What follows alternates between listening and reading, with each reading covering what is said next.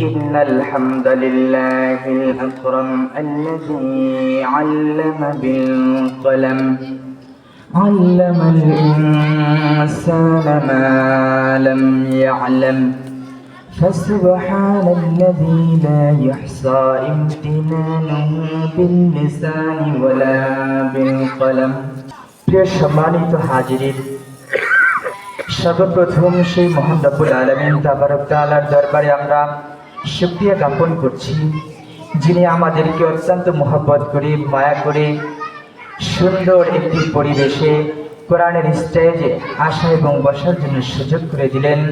সকলে বলি আলহামদুলিল্লাহ। লাখ কোটি দরুদ প্রেরণ করি সেই মহামানবের প্রতি, যে মহামানব অক্লান্ত পরিশ্রম করে আমাদেরকে উপহার দিলেন এত সুন্দর একটি মনোনীত ধর্ম। সকলে সে নবীর শানে অন্তর থেকে একবার সকলে সংক্ষেপে দরুদ প্রেরণ করি সাল্লাল্লাহু আলাইহি ওয়াসাল্লাম। আলহামদুলিল্লাহ। শহরপুর কেন্দ্রীয় শাহী জামে মসজিদের উদ্যোগে ঐতিহাসিক তাফসিরুল কোরআন মাহফিল, এই মাহফিল দীর্ঘদিনের মাহফিল, এটা একটা কবুলিয়তের লক্ষণ। সকলে বলি আলহামদুলিল্লাহ। আমি যে আয়াতে কারিমা আপনাদের সম্মুখে তেলাওয়াত করেছি, যেহেতু সময় সংক্ষিপ্ত, এই অল্প সময়ের ভিতরে ইনশাআল্লাহ আপনাদেরকে কিছু আলোচনা উপহার দেওয়ার জন্য প্রয়াস চালাবো ইনশাআল্লাহ। রাব্বুল আলামিন তাবারক তাআলা সূরাতুস সফের ভিতরে ঘোষণা দিয়ে বললেন, ইয়া আইয়ুহাল্লাযীনা আমানু, হে ঈমানদারগণ, হাল আদুল্লুকুম আলা তিজারা, আমি কি তোমাদেরকে এমন একটি ব্যবসার কথা শিক্ষা দেব না? আমি কি তোমাদেরকে এমন একটি ব্যবসার কথা বলে দেব না, যেই ব্যবসাটি তোমাদেরকে দুনিয়াতেও নাজাত দেবে এবং কাল হাসরের ময়দানে তোমাদেরকে জান্নাতের মেহমান বানিয়ে দেবে? সেই ব্যবসাটি কি?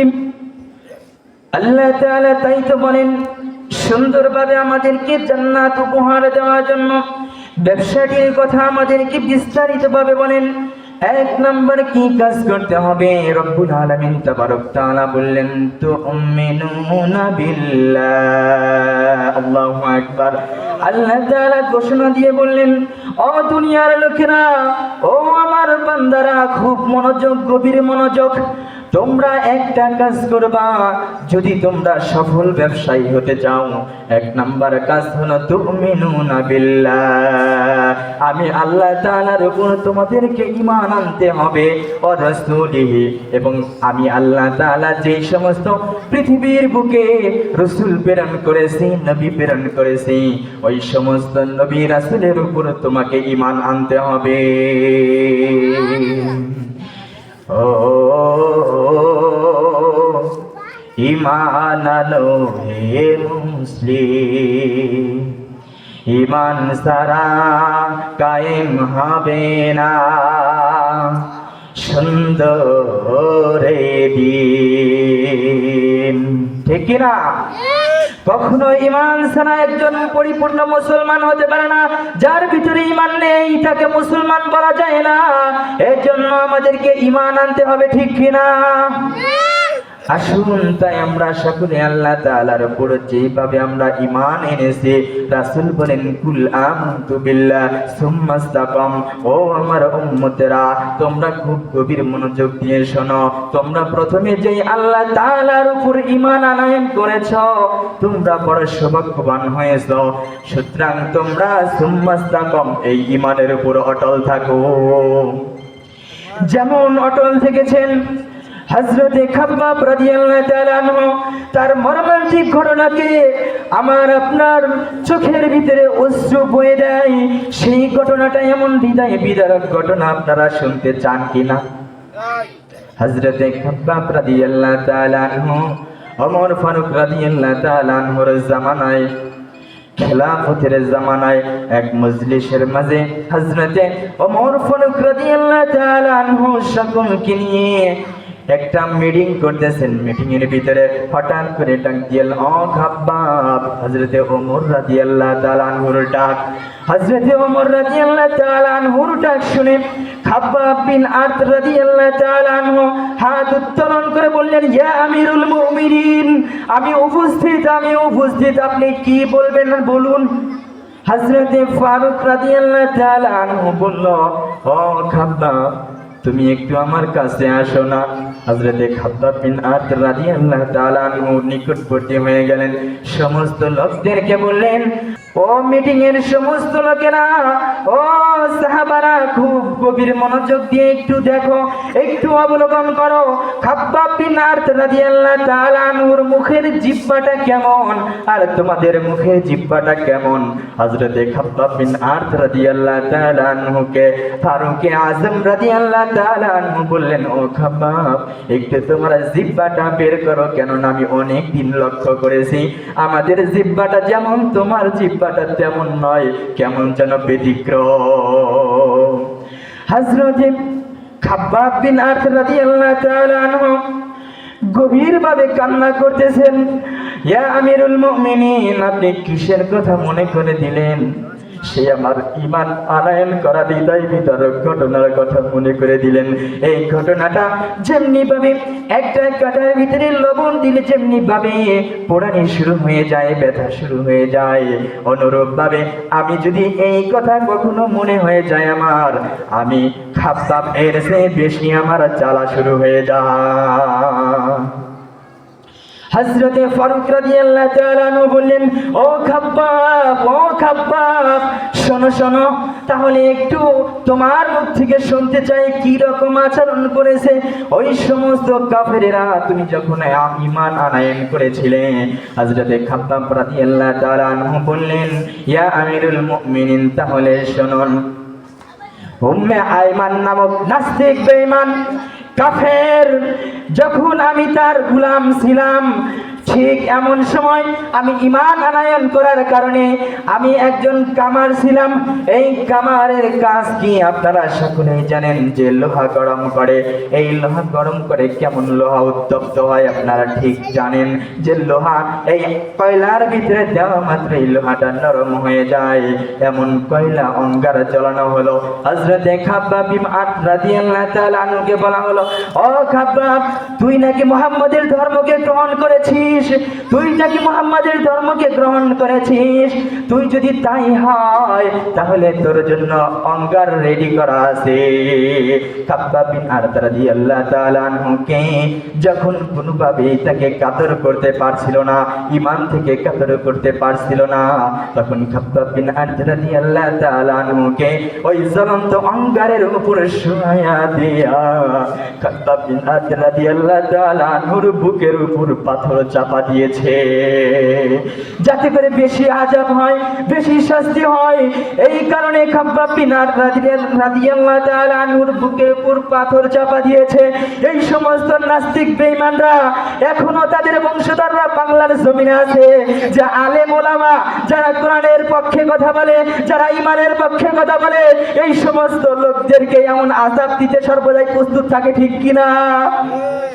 এই সমস্ত লোকদের অভাব নেই, এই সমস্ত লোকদের বাংলায় অভাব নেই, কিন্তু আমাদের সচেতন থাকতে হবে, ঠিক কিনা?